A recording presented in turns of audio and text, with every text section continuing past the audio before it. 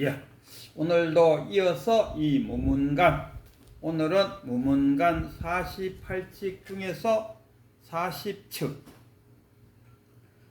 이 무문간 책이 무문회계가 만들었는데, 이 무문회계가 이 선의 지침서로서 만들어갖고 이거를 그 당시 국왕에게 이 헌사했다 하던데. 그러니까 여사책이 아니라요. 무문회계가 이 책을 만들어 갖고 자기의 왕에게 헌사했다, 줬다 이거라. 그러면 이 책을 만들 때 온갖 정성을 다 들여갖고 만든 책이라는 것을 알 수 있죠. 그러면은 이 48개를 이 배치하면서 그냥 배치했겠습니까? 한 계단 한 계단 올라가서 48계단까지 보이지는 않지만은 이 하두도 나름대로 깊이가 있을 거 아니겠습니까? 뭐 난이도, 굳이 뭐 난이도 해도 되고 깊이가 있다 해도 되고, 어쨌든 간에 뒤죽박죽 48개를 그냥 섞지는 않았을 겁니다. 자, 48개를 순번대로 쭉 했을 때는 무문회계 나름대로 생각을 해서 배치를 했지 않았겠나. 그리고 나는 지금까지 40개를 지금 보면서 가장 그 선에 가까운 것이 바로 오늘 40칙. 오늘 제목이 한번 간주고 아직 간단하니까 한번 읽어보겠습니다. 물병을 넘어뜨리다. 물병을 발로 팍 찼어요. 내용을 한번 읽어보겠습니다. 고칙. 윗사는 처음에 백장의 해상에서 전자를 맡고 있었다. 전자를 맡고 있었다. 이 전자가 뭐냐? 가마 쉽게 말해서 부엌에서 반찬도 만들고 뭐 그런 일을 하고 있었다, 이런 이야기입니다. 전자. 백장이 장차 대윗산의 주자를 선발하려고 수자와 함께 윗산을 불러놓고서 대중에게 말했다. 객식을 벗어난 사람이 갈 수 있다. 뭐 쉽게 말하면 깨친 자가 갈 수 있다, 이런 이야기입니다. 객식을 벗어난다. 객식이 뭡니까? 객식. 일상생활. 예의를 갖추고 하는 일상생활. 쉽게 말하면 고정관념에 매여 있지 않는 자. 일상생활을 하다 보면 부모님한테 호도해야 되고 뭐 자기 보다가 이득을 줄 놈한테는 아첨도 해야 되고 뭐 이런 거 아닙니까? 이런 것들로부터 벗어나 있는 자. 깨친 자는 있습니까? 객식을 벗어난 사람이 갈 수 있다. 그래서 누가 객식을 벗어났는지 내가 문제를 내서 그 문제에 답하는 자를 보고 정하겠다, 이거 아닙니까? 백장이 드디어 물병을 집어 땅 위에 놓고는 물었다. 물병이라고 불러서는 안 된다. 자네는 무엇이라고 부를 것인가? 수자가 이에 말했다. 나무 막대기라고 부를 수도 없습니다. 백장이 이번에는 윗산에게 물었다. 그러자 윗산은 물병을 발로 차서 넘어뜨리고는 나가버렸다. 이 행위가 바로 뭡니까? 객식에서 벗어난 행위다, 이런 이야기. 어찌 스승이 올려놓은 물병을 발로 차고 나갈 수 있겠느냐? 객식을 차릴 줄 아는 자 같으면 전혀 못하는 거죠. 백장이 웃으며 말했다. 제 일자가 산자에게 줬구나. 이때 그 부엌에서 일할 때 위산을 부를 때 산자야 산자 이렇게 가볍게 부르는 그 이름, 그때가 아마 산자였는 거죠. 그리하여 위산에게 맹하여 계산이라는 거, 산을 열다, 한문으로 하면 계산이죠. 그리하여 위산에게 맹하여 계산하게 하였다. 이 공안이라고. 이 공안을 좀 더 살을 붙여서 이야기하면 이래요. 물론 살은 내가 붙인 게 아니고 다른 그 책에 의하면은, 경전에 의하면은 이랬어요. 어느 그 풍수지리 하는 사람들, 그 사람이 와서는 백장이 지금 절을 갖고 있었지 않겠습니까? 참 깁니다. 이 백장이라는 이자가 청규를 만들었어요. 가장 처음으로. 부처님의 의도는 인도잖아요. 인도에서는 우연히 글씨를 원칙을 했어요. 그러니까 재산 축적은 있을 수가 없다. 그날 아침에 탁발 가서 공양해서 먹고 그걸로 끝. 배고프더라도 참아야 되겠습니까? 그 다음날 또 아침에 나가서 글씨 갖고 와서 10시경에 나눠 먹고 그날 먹는 거는 끝. 근데 그 당시에 뭐 인도는 열대 지역이니까 꼭 밥을 안 먹어도 뭐 주변에 과일들이 바나나라든가 이런 게 좀 많이 있지 않았을까 하는 생각도 들어요. 어쨌거나 그게 중국으로 들어오니까 중국은 틀려요. 그래서 그 당시에 이제 백장 시절에 중국에는 그 어떤 왕이 있었는데 왕이 불교를 막 탄압했어요. 탄압하니까 백장이 쫙 산속으로 들어갔어요. 인도에서는 왜 합니까? 주민들하고 적절한 거리에 있어야 아침에 나와서 탁발을 할 수 있는데 백장은 자급자족하자 이러. 우리 물고 우리가 만들자 이겁니다. 그리고 하루 일하지 않으면 하루 먹지 말자. 그 청규를 만들었어요. 그래갖고 산속에 들어갔어요. 그리고 산속에 들어가서 그 깨달음을 얻고자 수행하는 스님들이 자급자족하는 거예요. 자급자족하니까 국가에서도 감히 타치를 못했어요. 그러나 국가의 녹을 먹고 있던 그 당시에 막 절이 얼마나 타락했나 하면 스님들이 뭐랄까노 노비를 들고 살 정도고 바둑 뜨고 뭐 절간에서 바둑 뜨고 뭐 장기 뜨고 뭐 이카는 시절이죠. 그리고 뭐 군대에도 안 가고 세금도 안 내고 막 그야말로 흥청멍청하던 시절에 어느 왕이 즉위하면서 박살이 났죠. 한 5년간을 완전 박살을. 그 당시에 이 백장은 산속으로 들어갔어요. 그래갖고 우리는 자급자족하자. 그거 먹고 그냥 걸식을 이제 안 나가는 거죠. 그러니까 국가로부터 타치도 안 받으니까 거기서 위에 때문에 생활하고 있었다. 이게 백장이라. 백장 밑에는 백장 위에 스승이 그야말로 유명한 마조 위에 남학해양, 남학 위에 해능, 거꾸로 내려오면 해능, 남학, 해양, 마조, 백장. 엄청난 부위죠. 이 백장 밑에 누가 있었나 하면 지금 말한 영우위산. 영우위산이 그 당시에 백장 밑에서 있을 때는 부엌에서 반찬 정도 만드는 아주 하급의 스님이었다. 이런 이야기. 근데 뭡니까? 풍수지리 하시는 그 직관이 백장을 떡 만나갖고 한다는 소리가 내가 오다 보니까 1500명의 대중을 거느릴 수 있는 그런 아주 뛰어난 절터를 하나 발견했다. 이러는. 그리고 백장이 어이 그래? 그럼 그거 내가 가면 되지. 그 백장은 지금 이 절을 또 이제 어느 정도 해서 물려주고 자기 수자한테 물려주고 자기는 그쪽에 가서 한번 개척해 보고 싶은 생각이 있는 거죠. 그럼 내가 갈게. 이러니. 그러나 그 지간이 하는 말이 땅에는 다 임자가 있다. 땅에는 임자가 있다 이거. 그 임자가 가야 1500을 거느릴 수 있는 절터가 되는 거지. 아무나 간다고 되는 게 아니요. 그러나 지관이 쭉 이렇게 스님들을 이렇게 쭉 살펴보게. 저기 부엌에서 반찬 만드는 영우 스님이 눈에 딱 들어요. 저 스님 가면 되겠어. 근데 그 계급적으로 얘기하면 영우 스님은 저 밑에잖아요. 수자부터 해갖고 계급으로 나누면 저 밑에 있는 그 부엌에서 반찬을 만드는 그런 스님. 마치 뭡니까? 오조홍인 밑에 해능이 떠먹머리로 바깥 있다가 이 의복과 그걸 물려받아갖고 나간 것처럼 시간이 또 보이길. 유산 영무가 응?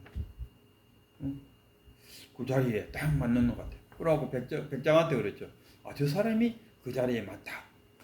근데 백장 입장에서는 총대장으로서 수자도 놔두고 1수자, 2수자 하는데 1수자는 거기에 있는 스님들을 통솔하는 사람이 1수자고 그 소문 듣고 이렇게 떠돌이 스님들이 와서 거기 모여 있는 것을 우리가 2수자라 그러죠. 조주의 그게 남전선사 그 조주 그 고양이 목을 베는 거기도 보면 1수자, 2수자 나와요. 여기도 보면 1수자만 나와. 1수자라 하는 거는 뭡니까? 2수자도 있다는 이야기. 어쨌든 간에 1수자가 최고 대빵, 그 다음에 2수자가 두 번째 이런 상황인데. 그러면 그 좋은 자리를 보내려고 하면 수자를 보내야 되잖아요. 근데 그 지관이 저 밑에 있는 영호가 적객이다. 이러죠. 그 당시에 이용호는 아마 깨쳐갖고 이 절에 들어와서 마치 그 해능이처럼 해능 말고 그 누구냐? 해능 맞죠? 해능. 홍인선사의 그 밑에 해능이 와서 방앗간 찍고 있었다. 이미 아마 해능은 한 소식하고 온 그잖아요. 또 응머리. 이 영호도 마찬가지로 한 소식하고 그 부엌에서 반찬이나 만들고서 이렇게 지내고 있었는 거죠. 그러니까 백장이 바로 뭐라고 시험을 보겠다. 격식에서 벗어난 자를 그 자리에 보내주겠다. 자기가 응시하고 싶은 사람들을 응시하시오 이래 됐을까 이거. 그러니까 뭐 일수자부터 해갖고 주룩주룩 뭐 이렇게 응시했다 아닙니까? 그럼 뭐 일수자 밑에 있던 스님들 일수자가 그 지원하니까 막 자발적으로 쓱 빠지고 있던 안에 막 일수자하고 눈치 없는 영화하고 둘이가 또 붙이게 됐네. 그래서 이제 백장이 그 나무로 만든 물통을 물병을 땅에다 딱 놓고는 내가 이미 이것을 물병이라고 이름 붙였다. 그대들은 다른 이름을 한번 이야기해 보시오. 뭐라고 부르면 되겠느냐? 이렇게 떡 됐어요. 그래갖고 일수자 그대가 한번 말해 보시오 하니까 나무로 만든 물병인데 나무 물병이라고 말하기는 어렵다. 나무로 만든 물병이라고는 말할 수 없습니다. 이래.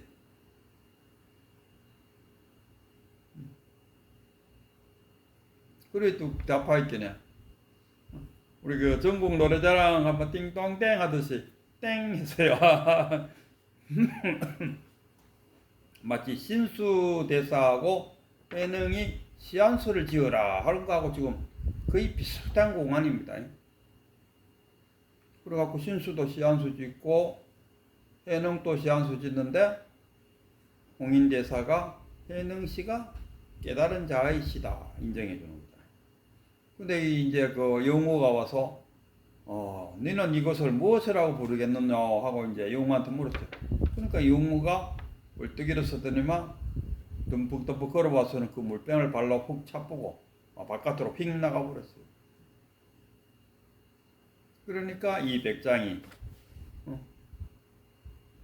수자가 저기 산전에게 졌다. 그러니까 쉽게 말하면 수자는 깨치지 못하고 영호는 깨친 자다. 그러니까 깨친 자가 거기에 가야 된다 하고 영호 스님이 위산으로 갔다 해요. 그래서 위산 영호가 되었다. 그래서 그 밑에 위산보다가 더 영특한 놈이 하나 제자로 들어왔는데 그게 누구냐? 앙산. 이 앙산에 의해 갖고 위앙종이 생겼어요. 위앙종. 해능 밑에 종파가 5개의 종파가 생겼는데 가장 먼저 생겼는 게 위앙종. 그 다음에 저기 동산하고 또 누구 그 제자하고 또 한 파 만들고 음문 한 파 만들고 또 뭐 법안 한 문장 만들고 나머지 이쪽은 이로마 임제까지 만들어고 5개의 종파가 되고 임제 밑에 또 한기파와 영기파가 2개 갈라지는 바람에 그 5종 7파가 되었다. 유산이라는 사람이 참 대단한 양반이죠. 그리고 그 물병을 발로 탁 왜 누구야? 수자는 나무로 만들었다고도 말할 수 없습니다. 딱 이렇게 했는데 그 말이 왜 깨닫지 못한 자의 답일까? 신수대사가 쓸고 닦고 해서 먼지가 앉지 않도록 해야 된다. 그거를 이렇게 살 닦아줘야 된다. 이런 하듯이 마음을 닦듯이. 그러니까 해능이 닦을 마음이 어디 있노? 마음이 어디 있는데? 그러니까 마음이 없다요. 닦을 마음이 어디 있습니까? 작용이 있을 때 마음이 나타날 거예요. 생각이 있을 때 마음이 나타날 거예요. 생각이 없으면 마음도 없는데 닦을 게 어디 있냐? 이런 이야기. 깨친 자만이 볼 수 있는 그 영역을 이야기합니다. 이 수자는 뭡니까? 그 물병에 매달려 버립니다. 그러니까 말에 끄달리가 있다. 염소가 끈에 묶이 갖고 있으면 뭐합니까? 그 자기 끈 길이만큼 뱅글뱅글 돌 수밖에 없지. 말에 끄달렸다. 이것을 물병이라고 내가 이름했어. 그럼 니는 물병이라는 이름 외에 다른 이름을 한번 이야기해 보시오. 하니까 물병 말고 다른 이름을 뭘로 할까? 뭡니까? 물병에 끄달리가 있는 게. 이게 말에 끄달려. 그게 깨치지 못한다. 반면에 영혼은 와서 발로 쿡 차고 나가버렸어요. 우리가 원을 이렇게 걸어놔놓고 들어와도 서른방 나가도 서른방 어찌할 건고 하면 어찌할 거고 들어갈까 나갈까 뭐 고민한다 아닙니까? 근데 어떤 사람 와갖고 발로 원을 쑥 짜놓고는 들어갈 데가 어디 있는데 원이 어디 있노? 들어가고 싶은데 원이 없는데 어디로 들어갈까요? 뭐 이런 식의 답변이 나와야 돼. 이게 깨친 자의 답변이다. 이게 지금 문제가 되는 게 이 공안에 의해 갖고 이제 아류들이 엄청나게 생기죠. 이제 사과를 하나 이 자두인데 자두를 하나 떡 내밀면서 내가 이것을 자두라고 이름 지었는데 그대는 무엇이라고 부르겠는고 하니까 이제 답을 아는 사람들 왜 합니까? 그 자두를 쑥 뺏어 갖고 먹었어요. 먹기도 하고 어떤 사람은 뺏어가 던지기도 하고 그 아류 이게 이제 하두의 병폐입니다. 안다 이거라. 지식으로 안다. 그러고 갖고 깨닫지 못한 스님도 마치 지가 깨달았는 것처럼 제자들한테 이 하두를 사용해요. 그래갖고 자기 제자한테 내가 이거를 자두라고 이야기했는데 그대는 무엇이라고 부르겠는고? 이러더니 그러면 그 제자도 안다 이거. 아는 제자는 와서 그걸 훅 뺏어갖고 먹거나 아니면 던지푸거나 이런 것들이 이 하두의 병폐가 거기 있습니다. 하두를 타파한다. 그래갖고 나도 하두 타파하고 싶어갖고 뭔데 다 이래갖고 돌아다니면서 그 무슨 뜻일까? 야, 그 스님이 그 자기를 돌봐주는 할매의 손녀가 와갖고 뒤에서도 끌안기도 하고 앞에 앉아주기도 하고 그러면서 스님 내가 이렇게 할 때 스님 기분은 어떻습니까? 하니까 커다란 바위에 고목이 길에 있는 것과 같다. 이렇게 이야기했어. 그 이야기를 듣고 손녀가 자기 할머니한테 가서 이야기하니까 할머니가 막 화를 부릉 열면서 올라와서 그 스님을 내쫓고 쫓아내버리고 암자를 불질러붙다. 나 처음에는 그게 이해가 안 됐어요. 아니 그렇게 그 처녀가 와서 그렇게 해도 마음의 동요가 전혀 일어나지 않는다 하는데 어째서 불질러 버렸을까? 그게 너무 답답해갖고 그 답을 찾기 위해서 정말 많이 헤맸었어요. 그러다가 이제 하도 공부를 하다 보니까 결국은 그 이유를 알게 되더라. 그건 뭐냐? 내가 알았는 거야. 알았는 거하고 깨닫는 거하고는 천지 차이입니다. 오늘의 이 하두가 정말 깨치는 데는 너무 좋은 하두고 그리고 이 40번째에 이 공안을 여놓는 그 문문회계의 의도가 뭐냐 했을 때 40까지 왔으면 이제 깨쳐야 된다. 이제는 깨쳐야 돼요. 48까지 다 끝났는데도 못 고치고 나는 하도 타파했다. 화두 타파에 만족한다면 꼭 알았는 거라. 화두의 의미를 알았어요. 알면 뭐하냐. 그 한 스님은 물병이라고 나무로 만든 병이라고도 말할 수 없습니다. 그렇게 표현하고 한 사람을 모아서 발로 푹 차보니까 그게 깨달은 사람의 태도구나.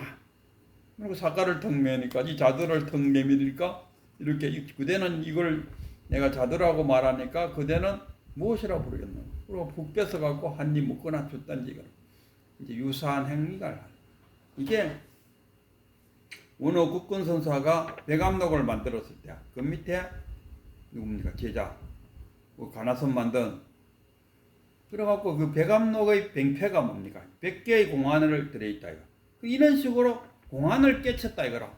그래가 지는 깨달았다고 이야기하는 거야. 그래갖고 자기 스승의 그 백암록을 불태하고 있어. 이거는 깨치는 거하고는 도움이 안 된다. 일본에는 사다리선 한다 하더라고요. 공안 중에서도 쉬운 공안이 있고 어려운 공안이 있대요. 그러고 쉬운 공안에서 깨치면 또 조금 높은 공안을 또 깨닫고 이런다든가. 다 그런 이야기 아닙니다. 이 공안을 이해한다는 것은 아무 의미가 없어요. 있는 거 정답 가르쳐주면 안 되는데 정답이 어디 있습니까? 또 정답을 말했다 했을 때 그 공안을 알았다 한들 아무런 느낌. 그럼 우회잖아. 우회에 깨치는 거 아닙니까? 화두 참선하라. 참선 수행이 그 깨달음의 길목입니다. 우리 한라산 올라가려고 하면 뭐합니까? 성판악 앞에 딱 서야 돼요. 저쪽으로 가는 관음사 앞에 딱 서야 돼요. 관음사로 해서 올라가거나 성판악으로 해서 올라가거나 둘 중 하나잖아요. 참선 수행이라는 게 성판악이나 관음사 앞에 한라산을 올라가기 위해서 그 입구라. 그러면 참선 수행을 한다. 그러면 관화선을 하거든 묵조선을 하거나 간에 자신의 생각을 지금 여기에 자기를 딱 생각, 과거도 알고 미래도 알고 현재 여기 이게 알아차리면 알아차리. 딱 자기 마음을 지금 여기다 마음 챙김 이건 마음을 챙겼다 이거 과거 현재 미래 이렇게 떠돌아다니는 마음을 딱 챙겼어요. 딱 챙겨놓고는 왜 합니까? 그 다음에 알아차립니다.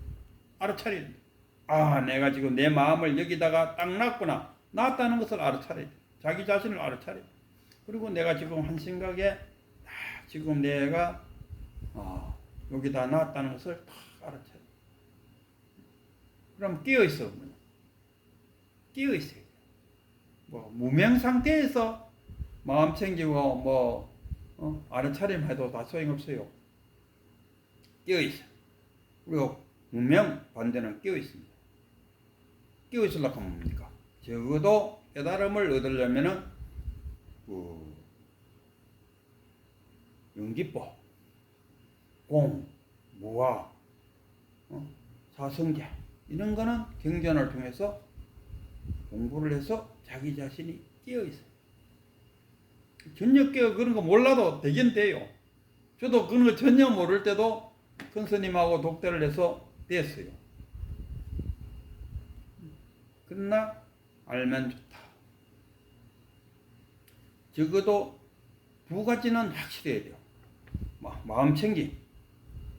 내 지금 참선 수행하려고 자선하고 있는데 자선이란 건 꼭 앉아있다고 자선이 아닙니다. 행주자와 어묵동자. 어떤 행동을 취하든지 간에 행주자와 어묵동 안에는 자선이라. 자선을 딱 할 때 한 생각으로 딱 모아야 돼요. 아니면 한 생각을 모으는데 참 도움되는 것이 화두라. 이 먹고 아니면 무 해서 무에 하나의 생각을 딱 모으고 그리고 지금 내가 하나의 생각을 모으고 있다는 알아차림을 쫙 하고 있을 때 우리가 화두가 박살난다 이라니까요. 화두가 박살난다는 것이 무슨 말이냐 아마 한 생각에 모든 것이 이렇게 모여지는데 오직 나는 이제 이뤄놓을 거 다 밀어놓고 오직 한 생각밖에 안 들고 있다. 다 밀어놨다는 그 한 생각밖에 없다. 하는 그 시점에 와서 그 한 생각마저 딱 끊어질 때. 그거 어째 한 생각마저 딱 끊어질 수 있습니까? 그럴 수 있어요? 있어요. 부처님도 한 생각 안에 있을 때 하늘에 반짝이는 별을 보고 그 한 생각마저도 뚝 끊어주고, 서산대사가 길을 가다가 낮에 다구름 소리에 그 한 생각마저 뚝 끊어주고, 우리 부산에 계시는 진제스님이 아침에 예불 가다가 돌부리에 넘어져서 일어날 때 그 한 생각이 뚝 떨어지고, 대나무에 기아장이 탁 부딪힐 때 그 한 소리에 탁 깨죠. 꽃이 바라보고 꽃을 바라보고 그 꽃 바라보는 그 자리에 탁 깨죠. 그래서 어떻게 하면 깨쳤느냐 다 했을 때 자기의 마음을 지금 여기에 마음챙김하고 그런 마음챙김을 알아차리 하고 했을 때 한 생각에 탁 집중됐을 때 그 한 생각이 딱 끊어지는 그 찰나에 우리가 흔히 말하는 화두가 박살나는 그 찰나에 딱 깨칠 수 있다. 저는 이렇게 말씀드릴 수 있겠습니다.